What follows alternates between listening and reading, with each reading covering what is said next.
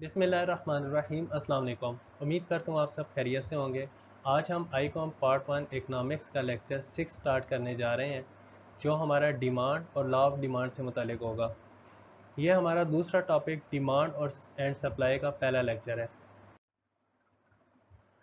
Outline की अगर हम बात करें तो इसमें हम डिमांड को देखेंगे, डिमांड क्या होती है। फिर हम लॉ ऑफ डिमांड को देखेंगे, जिसमें उसकी डेफिनेशन आ जाएगी कि इंडिविजुअल और मार्केट डिमांड में क्या फ़र्क है, अजम्पशन इस लॉ की क्या है और एक्सेप्शंस क्या हैं। फिर हम देखेंगे कि डिमांड कर्व हमारे पास नेगेटिव स्लोप क्यों होता है।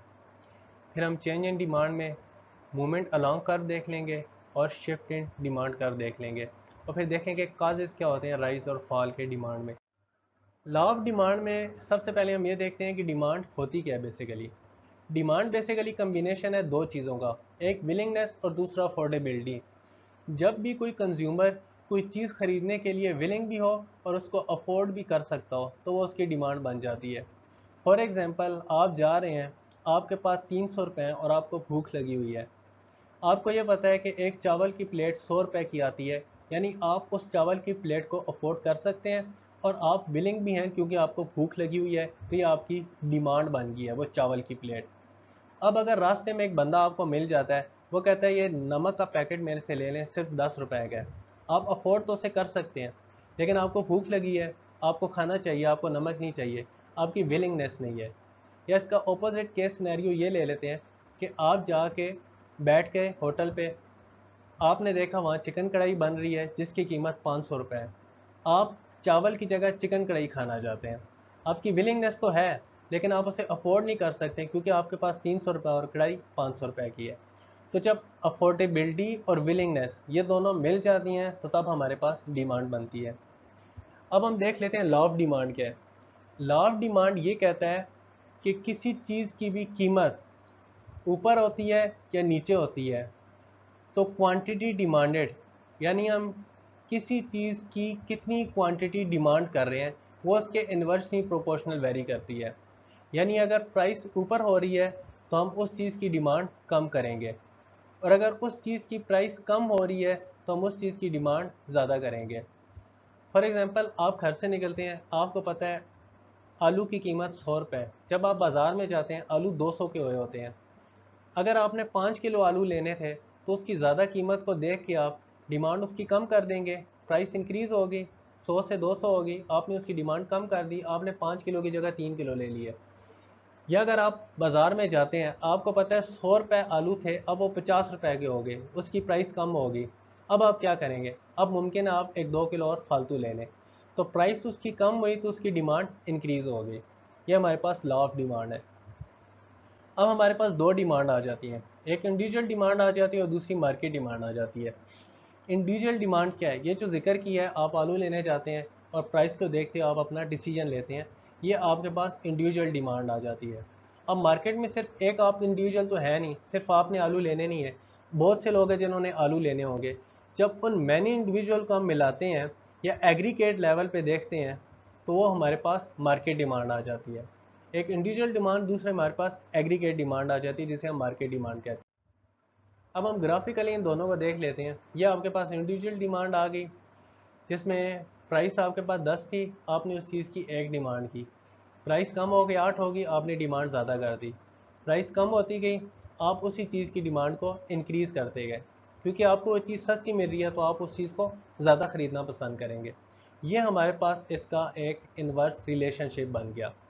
जब डिमांड हमारे पास जब प्राइस हमारे पास 10 थी, उसकी डिमांड हमारे पास तब 1 थी। जब प्राइस 8 होगी, डिमांड हमारे पास 2 होगी। जब प्राइस 6 होगी, डिमांड 3 होगी। इसी तरह जब 4 होगी, डिमांड हमारी 4 होगी। जब प्राइस हमारे पास 2 होगी, डिमांड हमारे पास 5 होगी। तो जब इनको हम कंबाइन करते हैं तो हमारे पास ये नेगेटिवली स्लोप डिमांड कर्व बन जाता है।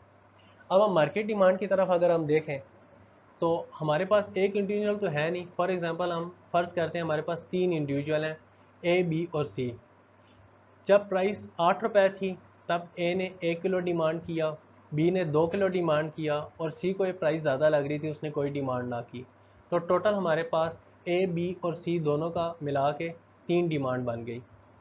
जब कीमत 6 रुपये हुई, ए ने 3 डिमांड किया, बी ने भी 3 डिमांड किया, और सी ने 1 डिमांड किया, ये हमारे पास मार्केट डिमांड 7 बन गई। इसी तरह जब 4 हुई तो ए बी सी तीनों की डिमांड मिला के हमारे पास 11 बन गई, और जब कीमत 2 हुई तो ए बी सी तीनों ने जो डिमांड की वो हमारे पास मिला के 15 हो गई। जब इसको हम रिप्रेजेंट करेंगे तो वो भी इस तरह ही, जब हमारे पास कीमत 8 थी तो टोटल 3 डिमांड थी, जब कीमत 6 होगी तो 7 डिमांड होगी, कीमत 4 होगी 11 डिमांड होगी, कीमत जब हमारे पास उस प्रोडक्ट की 2 होगी तो हमारे पास 15 डिमांड होगी। तो ये हमारे पास negative slope market demand curve बन गया। अब हम लॉ ऑफ डिमांड के अजम्पशंस को देख लेंगे।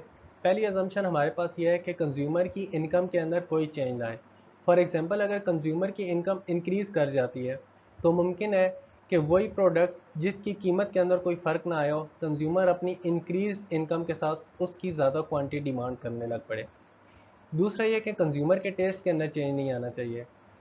इसको भी हम ये देख लें कि अगर कंज्यूमर को पहले एक चीज़ पसंद थी, अब दूसरी चीज़ पसंद आ गई है, तो पहली चीज़ मुमकिन है कीमत ना बढ़े उसकी, लेकिन कंज्यूमर अपने टेस्ट चेंज होने की वजह से उसकी डिमांड कम कर दे और दूसरी चीज़ की डिमांड ज़्यादा कर दे। तीसरी हमारे पास अजम्पशन आ जाती है कि प्राइस रिलेटेड गुड की चेंज नहीं होनी चाहिए। सब्सटीट्यूट और कम्प्लीमेंट के केसेस में सब्सटीट्यूट जो एक दूसरे का अल्टरनेटिव होते हैं, जैसे कोक पेप्सी का सब्सटीट्यूट है, तो अगर कोक अपनी प्राइस के अंदर चेंज नहीं लेके आता और पेप्सी अपनी प्राइस कम कर देता है तो मुमकिन है कि कोक की डिमांड कम हो जाए, लोग पेप्सी की तरफ मूव कर जाएं। और कम्प्लीमेंट के केस में वो चीज़ें जो एक दूसरे के लिए लाजमी होती हैं, फॉर एग्जांपल बैट और बॉल, अगर हम बैट की कीमत में इंक्रीज़ लेके आते हैं तो मुमकिन है लोग बॉल की ख़रीदारी कम कर दें, क्योंकि बैट बॉल दोनों से खेलना होता है। जब बैट की कीमत में इंक्रीज़ आ गया तो लोगों ने उसकी वजह से बॉल की डिमांड भी कम कर दी। चौथी हमारे पास अजम्पशन आती है फ्यूचर एक्सपेक्टेशंस, कि फ्यूचर एक्सपेक्टेशन सेम रहनी चाहिए प्राइस के हवाले से, क्लाइमेट के हवाले से और मुख्तलिफ चीज़ों के हवाले से। फॉर एग्जांपल प्राइस के हवाले से अगर हम देखें, अगर लोगों को ये डर हो कि फ्यूचर में कोई किसी चीज़ की शॉर्टेज हो जाएगी तो मुमकिन है कि उसकी प्राइस भी इंक्रीज़ हो रही है जैसे हम आम हालात में देखते हैं, और उसकी डिमांड भी इंक्रीज़ हो रही हो।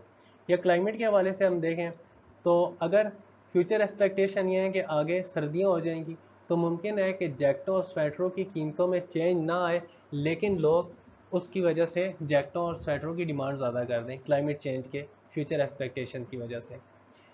एक्सेप्शंस की तरफ आ जाते हैं। पहली एक्सेप्शन हमारे पास इंफीरियर गुड है। इंफीरियर गुड्स वो होती हैं जो बहुत चीप और बहुत सस्ती हों, जैसे हम नमक और आलू को समझ सकते हैं। अब ये इतनी सस्ती होती हैं, नमक स्पेसिफ़िकली। अब नमक इतना सस्ता है पाकिस्तान में कि अगर उसकी कीमत में इंक्रीज़ आ भी जाता है, डबल भी हो जाती है, तब भी उसकी वजह से डिमांड पे फ़र्क नहीं पड़ेगा। दूसरा लग्जरी आइटम, वो जो शो ऑफ के लिए ख़रीदे जाते हैं। अब लग्जरी आइटम का भी इस तरह का बिहेवियर होता है कि उनकी जितनी कीमत इंक्रीज़ करें, लोग दिखावे के लिए उन प्रोडक्ट को ज़्यादा ख़रीदना पसंद करते हैं। तीसरी हमारे पास एक्सेप्शन आ गई इर्रेशनैलिटी ऑफ कंज्यूमर, या कंज्यूमर की इग्नोरेंस। अगर कंज्यूमर रैशनल नहीं है, ठीक तरीके से वो चीज़ों को समझ नहीं सकता, तो उस पर भी ये लॉ अप्लीकेबल नहीं होता, क्योंकि वो किसी चीज़ की कीमत के साथ उसकी डिमांड को ऊपर नीचे शायद उस तरह रिस्पॉन्स नहीं कर सकेगा। चौथी चीज़ हमारे पास आ जाती है बेसिक नेसेसिटीज़, जैसे रोटी कपड़ा मकान, इसको हम आटा समझ लें। अब आटे की कीमत जितनी ज़्यादा हो जाए जितनी कम हो जाए, एक ख़ास हद तक तो ख़रीदना ही है खाने के लिए, तो इस वजह से बेसिक नेसेसिटीज़ के केस में भी लॉ उस तरह एप्लीकेबल नहीं होता। और पांचवी हमारे पास एक्सेप्शन आ जाती है फियर ऑफ शॉर्टेज, जो हमने प्राइस के केस में देख लिया कि अगर ये खदशा हो कि ये डर हो कि आगे फ्यूचर में एक प्रोडक्ट की शॉर्टेज हो जाएगी तो लोग उसकी डिमांड ज़्यादा कर देंगे, इररेलेवेंट टू प्राइस, प्राइस उसकी चाहे ऊपर जा रही हो या नीचे जा रही हो। डिमांड कर्व हमारे पास नेगेटिव स्लोप क्यों आता है, इसके मुख्तलिफ रीज़न्स हैं। सबसे पहला इनकम इफेक्ट की वजह से, कि जब किसी भी प्रोडक्ट की कीमत कम होती है तो उस प्रोडक्ट के कंज्यूमर की परचेजिंग पावर ज़्यादा हो जाती है। यानी पहले जितने रुपए में वो प्रोडक्ट की क्वांटिटी ख़रीदता था, अब उतने रुपए में उसी प्रोडक्ट की ज़्यादा क्वांटिटी ख़रीद सकता है, क्योंकि उसकी कीमत कम हो गई है, जिसकी वजह से वो डिमांड बढ़ा देता है। तो प्राइस कम होगी प्रोडक्ट की और डिमांड इंक्रीज़ होगी, इस वजह से हमारे पास डिमांड का नेगेटिव स्लोप होता है। दूसरा सब्सटीट्यूशन इफेक्ट की वजह से, जब किसी एक प्रोडक्ट की कीमत कम होती है तो उसके सब्सटीट्यूट वाले भी उस प्रोडक्ट की तरफ मूव कर जाते हैं, जैसे हमने कोक और पेप्सी के केस में देखा था। अगर पेप्सी अपनी कीमत कम करती है तो कोक के कंज्यूमर भी मुमकिन है उसकी कम कीमत को देखते हुए, उसको चीपर देखते हुए पेप्सी की तरफ मूव कर जाए। तीसरा हमारे पास आता है एंट्री ऑफ न्यू कंज्यूमर की वजह से। जब किसी भी प्रोडक्ट की कीमत कम होती है, लोग देखते हैं कि इसकी कीमत कम हो गई है, पहले ज़्यादा थी, तो वो लोग भी उसकी डिमांड शुरू कर देते हैं। इस तरह वो कंज्यूमर जो उसको नहीं ख़रीदने वाले होते थे वो भी उसको ख़रीदने लग पड़ते हैं, तो प्राइस उसकी कम होगी, डिमांड उसकी ज़्यादा होगी। इस वजह से डिमांड का और हमारे पास नेगेटिव स्लोप बन जाता है।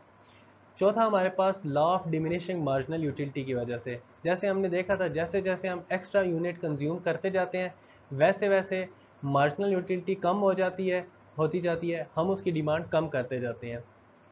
ये 4 केसेस है जिसकी वजह से हमारे पास डिमांड का नेगेटिव स्लोप बनता है। अब हम देख लेते हैं कि हमारे डिमांड कर्व में चेंज किस वजह से आता है। वो हमारे पास 2 केसेस हैं। एक हमारे पास है मूवमेंट अलोंग द कर्व। जब हम अपने ही डिमांड कर्व पे मूव करते हैं प्राइस के चेंज होने की वजह से, जिसको हम एक्सटेंशन या कॉन्ट्रैक्शन भी कहते हैं, तो वो हमारे पास मूवमेंट अलोंग द कर्व का केस होता है। इसको हम देख लेते हैं। जैसे ये हमारे पास आ गया, जिसमें ये एक्सटेंशन हो रही है हमारे पास, और ये हमारे पास डिमांड की कॉन्ट्रैक्शन हो रही है। फॉर एग्ज़ाम्पल, जब कीमत 3 रुपए थी तब हम डिमांड 2 कर रहे थे, अब कीमत 2 हो गई है, प्राइस में चेंज आ गया, प्राइस के अंदर डाउनफॉल आ गया, प्राइस कम हो गई, इसकी वजह से हमने डिमांड को बढ़ा के 3 कर दिया। यानी कि पहले 3 थे, अब हम अपने डिमांड कर पे 2 पे आ गए, उसी डिमांड कर पे हमने मूव किया। इसको ऑपोजिट हम ये ले लेते हैं कि पहले एक कीमत थी, उस वक्त हम डिमांड 4 कर रहे थे, अब कीमत 2 हो गई, अब हमने डिमांड कम करके 3 कर दी। यानी कि पहले इस पॉइंट पे थे हम, अब हम इस पॉइंट पे चले गए हैं।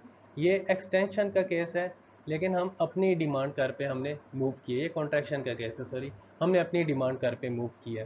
ये हमारे पास एक्सटेंशन या कॉन्ट्रैक्शन डिमांड की आ जाती है। दूसरा हमारे पास आता है शिफ्ट इन डिमांड कर्व। जब हमारा डिमांड कर्व भी पूरा शिफ्ट हो जाता है राइज या फॉल की वजह, जिसको हम राइज का केस या फॉल का केस भी कहते हैं। ये हमारे पास तब होता है कि जब प्राइस के अलावा किसी भी और फैक्टर की वजह से चेंज आए, जैसे वेदर हो गया, टेस्ट हो गया, फ्यूचर एक्सपेक्टेशन होगी वगैरह। अब इसके हम केसेस देख लेते हैं। इसमें पहले हमारे पास राइस का केस बनता है। जब डिमांड हमारी इंक्रीज हो सेम प्राइस पे तो हमारे पास राइज है, यानी कि प्राइस सेम है लेकिन डिमांड इंक्रीज हो गया, इसका मतलब है डिमांड के अंदर राइज आ गया। फॉर एग्जांपल, पहले हमारे पास 2 थी प्राइस, अब प्राइस हमारे पास सेम ही है। पहले हम इस ब्लू वाले कर्व पे थे, अब हम ग्रीन वाले कर्व पे चले गए हैं। किस वजह से चले गए? बहुत सारी वजूहत हो सकती हैं। जैसे वेदर के अंदर चेंज आ रहा है, ठंड बढ़ती जा रही है, तो अगर जैकेट की कीमत पहले भी 2 थी अब भी 2 ही है, लेकिन पहले लोग 2 डिमांड कर रहे थे, अब उसी 2 प्राइस पे डिमांड हमारे पास बढ़ के 3 हो गई, क्योंकि वेदर कंडीशन चेंज हो रही है, अदर फैक्टर के अंदर चेंज आया प्राइस के अलावा, इस वजह से सेम प्राइस पे हमारी डिमांड इंक्रीज़ हो गई है। दूसरा केस हमारे पास ये हो सकता है कि प्राइस बढ़ गई है लेकिन उसके अंदर डिमांड चेंज ना हो। जैसे हम इस चीज़ को भी देख लेते हैं, जैसे पहले 2 प्राइस थी, उस वक्त हमारे पास डिमांड थी 2, अब लोगों के अंदर ये एक्सपेक्टेशन है कि शायद फ्यूचर में किसी एक चीज़ की शॉर्टेज हो जाए, जिसकी वजह से दुकानदारों ने कीमत बढ़ा के 3 कर दी, लेकिन लोगों ने डिमांड कम ना की और कंज्यूमर ने अपनी डिमांड 2 ही रखी, तो प्राइस इंक्रीज़ हो गई लेकिन उसके बावजूद डिमांड के अंदर चेंज नहीं आया। ये भी हमारे पास राइस का केस बन जाता है। आगे फॉल के केस आ गए, वो एग्जैक्टली इसके ऑपोजिट होंगे। फॉल के केस में अगर हम देख लें कि सेम प्राइस हो लेकिन लोगों ने डिमांड डिक्रीज़ कर दी हो, अब इसका ऑपोजिट केस ही अगर ले लें वेदर का, तो हमारे पास ये सेम केस बन जाता है कि पहले हमारे पास 2 प्राइस थी, उस वक्त 3 डिमांड थी, अब प्राइस 2 ही है लेकिन लोगों ने डिमांड कम करके 2 कर दिए, क्योंकि सर्दियाँ आ रही हैं, लोगों ने अब जैकेटें और स्वेटरें ख़रीदना कम कर दिए उसी प्राइस पे। या दूसरा हम केस देख लें कि हमारे पास प्राइस कम हो गया है लेकिन डिमांड हमारे पास उतनी ही रहती है। अब इसी का ऑपोजिट केस अगर हम देख लें तो डिमांड प्राइस हमारे पास कम हो गई, 3 से 2 हो गई, लेकिन डिमांड हमारे पास वही रही, जबकि 2 पे हमारी अगर इसी अलोंग द कर्व हम मूव करते तो हमारी 3 होनी चाहिए थी। ये हमारे पास 2 राइज और फॉल के केसेस आ गए, और पहले हमने मूवमेंट अलोंग द कर्व पढ़। अब हम देखते हैं कि राइज या फॉल क्यों होता है डिमांड में, इसके क्या केसेस होते हैं शिफ्ट इन डिमांड के। तो उसके बहुत सारे केस इसी तरह सबसे पहला हमारे पास आ जाता है चेंज इन इनकम। अगर इनकम इंक्रीज़ कर रही है, डिक्रीज़ कर रही है, तो उसकी वजह से डिमांड पर शिफ्ट हो जाता है हमारे, या फॉरवर्ड हो जाता है या बैकवर्ड शिफ्ट हो जाता है जब डिमांड चेंज होती है, या ज़्यादा हो जाती है, कम हो जाती है। इसी तरह कोई नया फैशन आ गया, एक नए कुर्ते का फैशन आ गया, तो सेम प्राइस पे डिमांड ज़्यादा होगी, तो हमारा डिमांड कर्व उसी प्राइस पे आगे मूव कर जाएगा। इसी तरह अगर वेदर कंडीशन के अंदर चेंजेस आ गई, जैसे हमने जिक्र किया था, तो सेम प्राइस पे हमारा डिमांड कर्व फॉरवर्ड या बैकवर्ड मूव कर जाएगा। इसी तरह अगर पॉपुलेशन के अंदर चेंज आ गई, फॉर एग्जांपल पॉपुलेशन ज़्यादा हो गई है, लोग ज़्यादा आ गए हैं, कीमत वही है, डिमांड ज़्यादा हो गई है, तो इस सूरत में हमारा डिमांड कर्व फॉरवर्ड मूव कर जाएगा। और अगर कंज्यूमर के टेस्ट या प्रेफरेंस के अंदर चेंज आ जाए, तो उस केस में भी हमारा डिमांड कर्व मूव कर जाएगा। फॉर एग्जांपल वो एक प्रोडक्ट को कम उसने ख़रीदना शुरू कर दिया है और दूसरी प्रोडक्ट की डिमांड में उसने इजाफा कर दिया है, तो पहली प्रोडक्ट का डिमांड कर्व बैकवर्ड मूव कर जाएगा, दूसरी प्रोडक्ट का डिमांड कर्व फॉरवर्ड मूव कर जाएगा। इसी तरह अगर सब्स्टिट्यूट के केस में चेंज है, जैसे हमने कोक और पेप्सी का जिक्र किया था कि पेप्सी अपनी प्राइस कम कर देती है, तो उसकी वजह से कोक वाले कंज्यूमर पेप्सी की तरफ शिफ्ट कर जाते हैं, तो कोक का डिमांड कर बैकवर्ड शिफ्ट हो जाएगा। इसी तरह कम्प्लीमेंट के केस में, जैसे अगर बैट की प्राइस ज़्यादा कर देते हैं तो बॉल की डिमांड कम हो जाएगी, तो बॉल का डिमांड कर बैकवर्ड शिफ्ट कर जाएगा, कम हो जाएगा।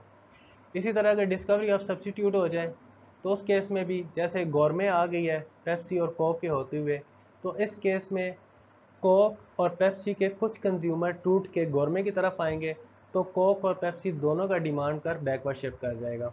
उम्मीद है आपको आज का लेक्चर समझ में आया होगा। इंशाल्लाह मिलते हैं अगले लेक्चर में, तब तक के लिए अल्लाह हाफिज़।